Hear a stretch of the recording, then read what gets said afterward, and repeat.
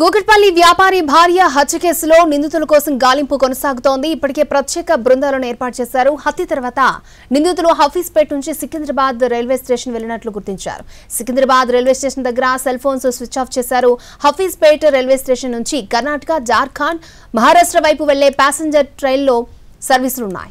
Railway station లోపల CC కెమెరాలు లేకపోవడంతో నిందితులు హర్ష, రోషన్లు ఎలా వెళ్లారని ఆరా తీస్తున్నారు. రైల్వే స్టేషన్ దగ్గర బైక్ ను వదిలేసేంత వరకు సీసీ కెమెరాలు ఇద్దరు నిందితులు చిక్కారు. రేణు అగర్వాల్ ను హత్య చేసిన తర్వాత ఆ సెల్ ఫోన్లను స్విచ్ ఆఫ్ చేసి పారిపోయారు నిందితులు.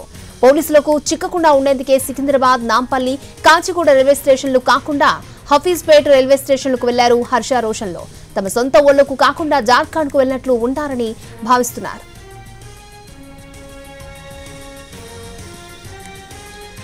కూకట్పల్లిలోని స్వాన్ లేక్ గేటెడ్ కమ్యూనిటీలోని 13వ ఫ్లోర్లో ఈ హత్య జరిగింది. నిన్న ఉదయం రేణు అగర్వాల్ భర్త, కుమారుడు షాప్కి వెళ్లారు. ఇంట్లో రేణు అగర్వాల్ ఒక్కరే ఉన్నారు. ఆ టైంలోనే హత్య చేశారు. సాయంత్రం భర్త చాలాసార్లు ఫోన్ చేసినా రేణు ఫోన్ లిఫ్ట్ చేయలేదు. రాత్రి 7 గంటల టైంలో భర్త, కుమారుడు ఇంటికొచ్చారు. అప్పటికే రేణు రక్తపు మడుగులో పడి ఉంది. కూకట్పల్లి వ్యాపారి భార్య హత్య కేసులో నిందితుల కోసం గాలింపు కొనసాగుతోంది. ఇప్పటికే ప్రత్యేక బృందాలను ఏర్పాటు చేశారు. హత్య తర్వాత నిందితులు హఫీజ్పేట్ నుంచి సికింద్రాబాద్ రైల్వే స్టేషన్ వెళ్లినట్లు గుర్తించారు. సికింద్రాబాద్ రైల్వే స్టేషన్ దగ్గర సెల్ ఫోన్స్ ని స్విచ్ ఆఫ్ చేశారు.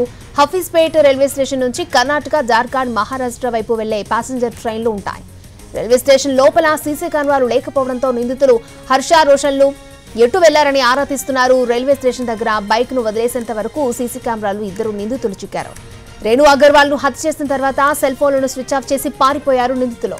పోలీసులకు చిక్కకుండా ఉండేందుకే సికింద్రాబాద్, నాంపల్లి, కాచిగూడ రైల్వే స్టేషన్లు కాకుండా హఫీజ్పేట్ రైల్వే స్టేషన్ కి వెళ్లారు. తమ సొంత ఊళ్లకు కాకుండా జార్ఖండ్ కు వెళ్లినట్లు భావిస్తున్నారు. కూకట్పల్లిలోని స్వాన్ లేక్ గేటెడ్ కమ్యూనిటీలోని 13వ ఫ్లోర్లో ఈ హత్య జరిగింది. నిన్న ఉదయం రేణు అగర్వాల్ భర్త, కుమారుడు షాప్కి వెళ్లారు. ఇంట్లో రేణు అగర్వాల్ ఒక్కరే ఉన్నారు. ఆ సమయంలోనే హత్య చేశారు. సాయంత్రం భర్త చాలాసార్లు ఫోన్ చేసినా రేణు ఫోన్ లిఫ్ట్ చేయలేదు. రాత్రి 7 గంటల టైంలో భర్త, కుమారుడు ఇంటికొచ్చారు. అప్పటికే రేణు రక్తపు మడుగులో పడి ఉంది.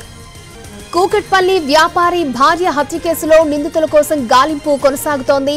ఇప్పటికే ప్రత్యేక బృందాలను ఏర్పాటు చేశారు. హత్య తర్వాత నిందితులు హఫీజ్పేట్ నుంచి సికింద్రాబాద్ రైల్వే స్టేషన్ కు వెళ్లినట్లు గుర్తించారు. సికింద్రాబాద్ రైల్వే స్టేషన్ దగ్గర సెల్ ఫోన్స్ ని స్విచ్ ఆఫ్ చేశారు. హఫీజ్పేట్ రైల్వే స్టేషన్ నుంచి కర్ణాటక, జార్ఖండ్, మహారాష్ట్ర వైపు వెళ్లే ప్యాసింజర్ ట్రైన్ల సర్వీసులున్నాయి.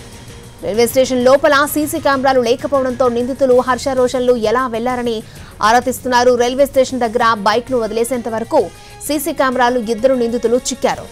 రేణు అగర్వాల్ ను హత్య చేసిన తర్వాత సెల్ ఫోన్లను స్విచ్ ఆఫ్ చేసి పారిపోయారు. పోలీసులకు చిక్కకుండా ఉండేందుకే సికింద్రాబాద్, నాంపల్లి, కాచిగూడ రైల్వే స్టేషన్లు కాకుండా హఫీజ్పేట్ రైల్వే స్టేషన్ కు వెళ్లారు హర్ష, రోషన్.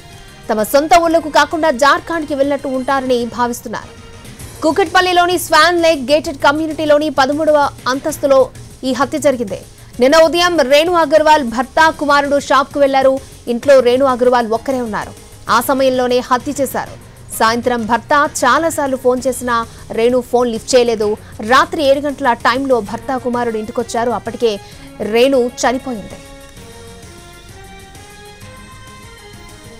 నెల రోజుల క్రితం హర్ష అనే యువకుడిని జార్ఖండ్ నుంచి పనికి తీసుకొచ్చారు.